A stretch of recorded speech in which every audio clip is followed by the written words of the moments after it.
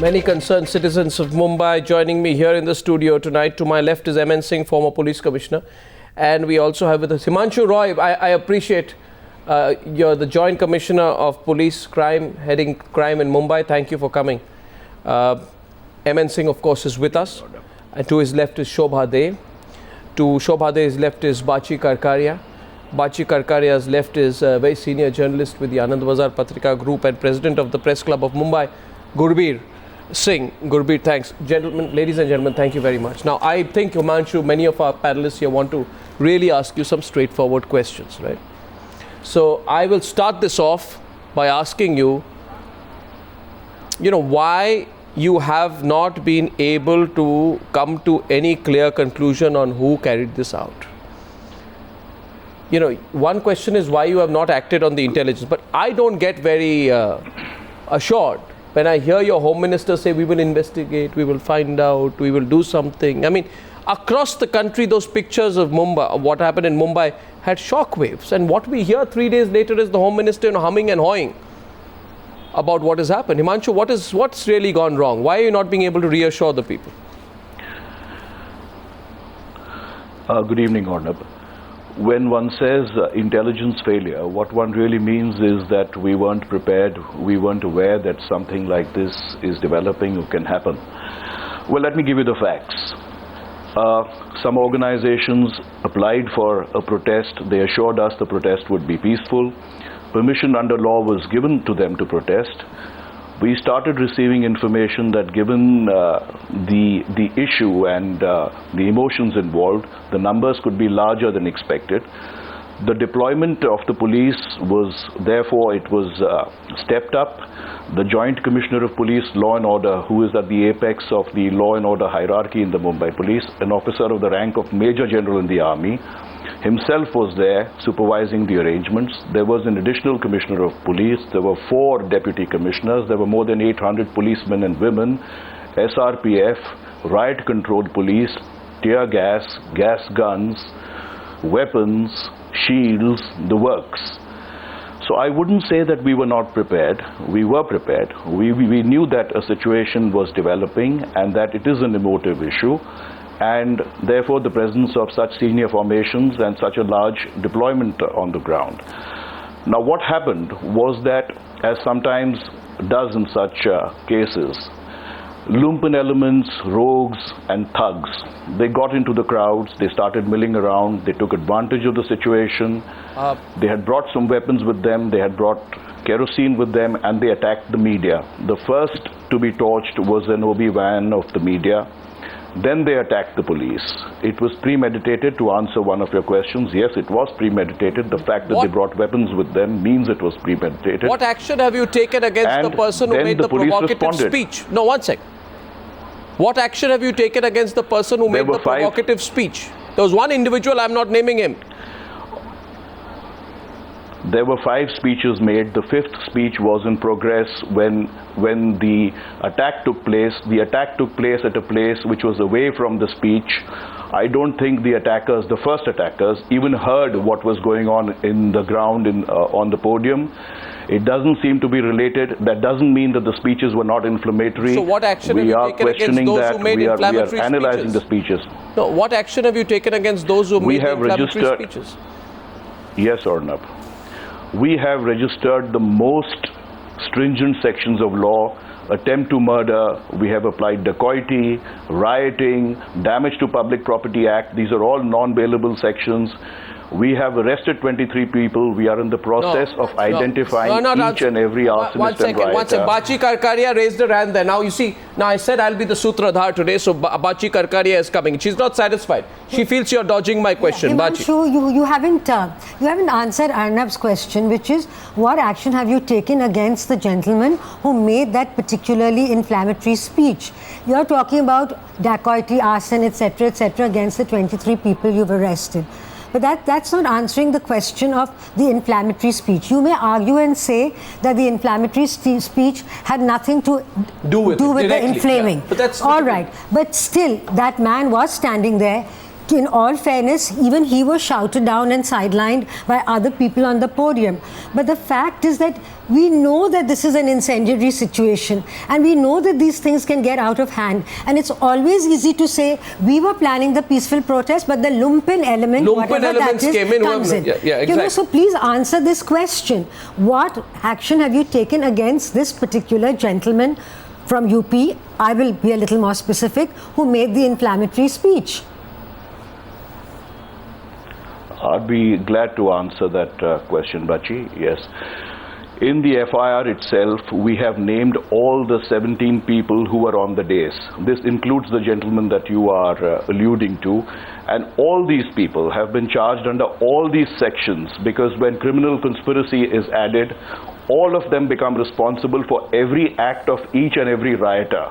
Have they been After we have rounded up all the rioters, we will be taking action against these people also. Be sure about that. In the days to come, you will see the action. Gurbir has a follow-up question. Gurbir, president of the Mumbai Press Club. Yes. Have they been specifically arrested, any of them? The 17 on the dais? We have arrested 23 of the people. We have called all 17 of them for questioning. No, one sec. Gurbir is asking a follow-up to you. Gurbir, go ahead. I was asking, among the leaders have you arrested? And if you have, could you name them? Because specifically, I mean, to make the question even more specific, the media persons who were on site said the meeting was proceeding fairly peacefully, and it was somewhere about an hour and a half down after the main speeches had been over. This Maulana got up and he instigated the crowd, and he specifically named media. He specifically named police and literally said, go and get them. So now, you know, I mean, the first thing you should be doing is to arrest that man. I agree with you. If we are 2 days away from the incident, an investigation of this nature does not get over in a day or two or three. I assure you that every single person who has made an inflammatory speech, every single person who has acted violently, is going to be arrested, is going to be produced before the court, and is going to face the most stringent action under law. No, you see, because this is a case of provocation, Himanshu, and the question is, it's inflammatory speeches, the inflammatory messages, the inflammatory pictures. There are inflammatory posters, there are inflammatory video clips and photographs which are being put up there. Right, so you need to be acting on the. Shobhade has a question. One second, Shobhade has a question. I have several questions, sir. One is that there were nearly 800 cops. Another top cop has said that you had anticipated this, jankari thi.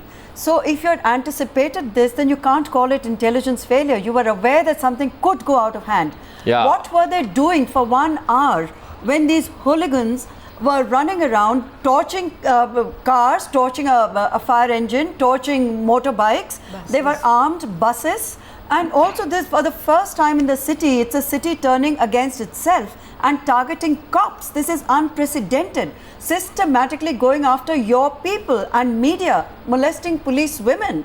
This has never happened. And if this had been anticipated, who ordered the firing? Who was the person who was in charge at that time? And where were these orders coming from? Was it R.R. Patil giving this order? Who was actually calling the shots that afternoon? We don't have the answers to that. No, they get sanctioned. All this is happening in the context of the fact that this group gets sanctioned for 1,500 people, 20,000 people turn up. Doing nothing. Now, it cannot happen. No, my question is, it cannot happen, Himanshu, that you take permission for 1,500 and the 20,000 turn up automatically. They must have turned up over a period of time. Now, when 20,000 people turn up, yes, do you tell the organizers that, sorry, but you are violating the rules here? Arnab, this was not what we agreed for. Arnab, was there a political design which they are not willing to admit? There has to be the the answer that Mumbai would like to know. Yeah. Was it a political design by political parties playing their own vicious, ugly, horrible games, and that we are not willing to acknowledge or name people? Well, we go back to Himanshu. Let him take that. Let me, of course. I would be glad to answer Shobhaji's questions. Let me describe the situation since I arrived at the spot just after the violence started. We had a situation where we had about 15,000 people who had gathered in a small enclosure where they were at Azad Maidan. We had people milling outside, violence had started outside, OB vans had started being torched, the police had started being attacked. Had we opened fire right then into the crowd which was in that enclosure, there would have been dozens of casualties in police firing, and thereafter, hang on Arnab, please let me speak, thank you.